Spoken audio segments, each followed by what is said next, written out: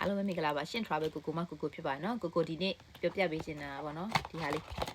အမွှေးခွာတိတ်ရှာနေတဲ့တငယ်ချင်းတွေရှိရင်ဒီဟာပေါ့နော်ဒွန်ကီမှာဝယ်လို့ရတယ်တော့တက်ရှိမနေ့ကဒွန်ကီမှာဝယ်လာခဲ့ရ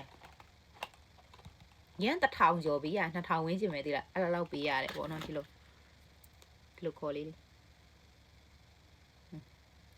ဒါလေးနဲ့ဒီဟာပေါ့နော်ဒီမှာတုတ်ပြီးတော့ခွာတာပေါ့နော်ထူပြီးပြောပြကြရတော့မလို့လောက်ဘူးထင်ပါတယ်မြန်မာနိုင်ငံကတချို့ဒီလိုမျိုးကောက်ခွာရောင်းတဲ့ဗီဒီယိုတွေမှာလေလုံကြီးတွေပြထားတယ်အဲ့လိုမျိုးဟာလေကင်းများရှာနေတယ်ဆိုရင်ပေါ့နော်အမွှေးခွာတဲ့တိတ်ပေါ့နော်ရှာနေတယ်ဆိုရင်ဒီဟာလေးကောင်းပါတယ်လို့ဒါလာပြပြတာပါအမွှေးခွာတိတ်မြင်ရလားမသိဘူးတော်လေးခွာပုံခွာနည်းလေးပြထားပြီးရနော်ဒီလိုမျိုး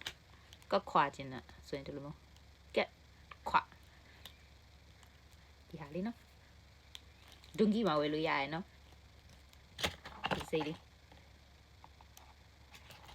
အကုန်လုံးပါဒါလေးအားလုံးပဲအဆင်ပြေကြပါစေနော်